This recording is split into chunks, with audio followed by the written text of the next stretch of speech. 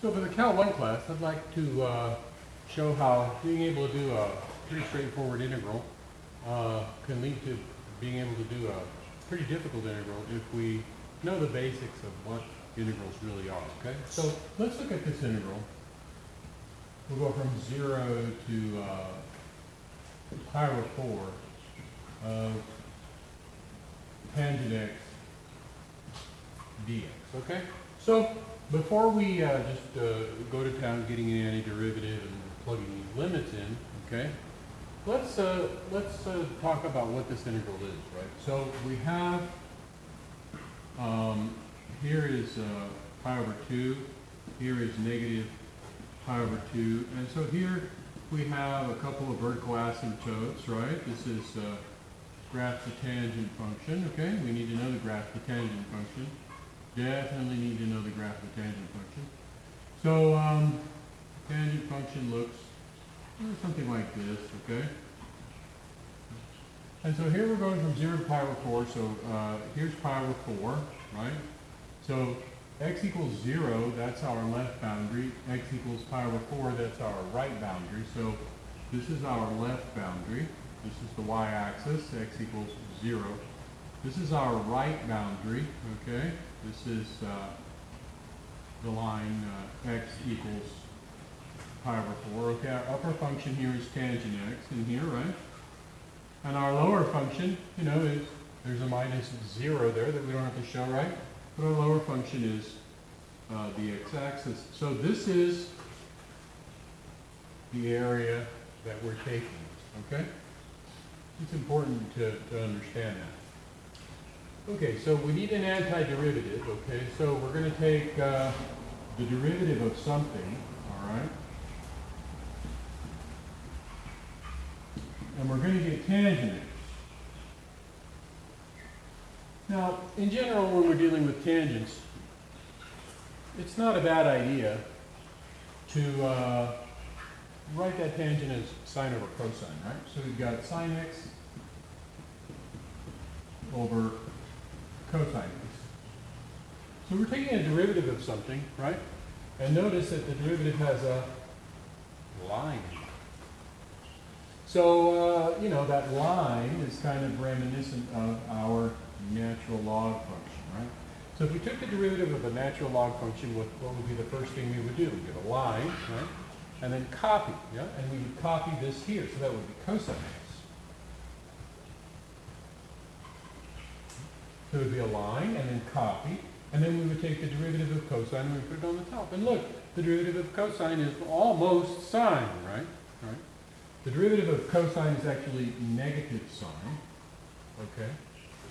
And so, in order to make this work, we're going to need a negative log cosine. Okay, so when you put this negative in front of you, this is like a negative 1, right? And that negative 1 is a constant multiple, and it's going to carry over, okay? So we're going to have equals, and then we're going to have this negative 1 constant multiple, just like we have here, right? Remember, constant multiples just go along for the ride. So that's going to cancel this out, and we're going to get just plain old positive sine x over cosine x, and that's going to give us tangent x, okay? So this is going to be negative log cosine x, evaluated from 0 to pi over 4.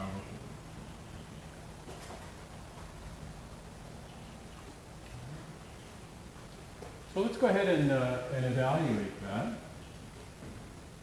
That's a standard integral, by the way. You should memorize that. The integral of tangent is negative log cosine. So to evaluate this over here, right, we need two parentheses. We're going to copy our function. Negative log cosine of something. Negative log cosine of something. Okay? Now, it's very important to copy the function completely into your two parentheses, okay? Because notice that here we have negative, negative, right? It's positive.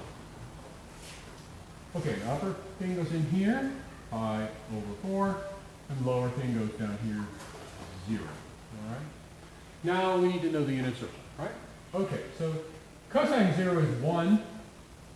And we need to know a little something about the log function, okay? Log 1 is 0. So this is actually, well, it's a 0, okay? Cosine pi over 4 is square root of 2 over 2, right? So this is going to be negative natural log square root of 2 over 2. Now, you might say, wait a minute, negative log square root of 2 over 2, but this is an area, right? And it's positive. You just notice it's all above the x-axis. So how can this area be negative? Well, the square root of 2 over 2, this is less than 1, okay? And when you take the natural log of a number that's less than 1, that natural log is going to be negative. So this is actually a positive number, okay? So this number is larger than 0. So it's a good area. So standard integral, you should definitely be able to do this, okay? Notice the basic skills that it relies heavily on, right? Number one, we have to be able to graph the tangent function, okay? We have to know how to take a derivative, certainly, right? It would be good to memorize, it's actually necessary to memorize that the integral of tangent is negative log cosine. But if you were to forget it, we can do it also, right? And then there's some things about the unit circle that have to be memorized, okay? So let me go ahead and upload this one. If you have any questions about this, send me an email. And then we'll do another one based on this same problem. That's a little bit more tricky integral.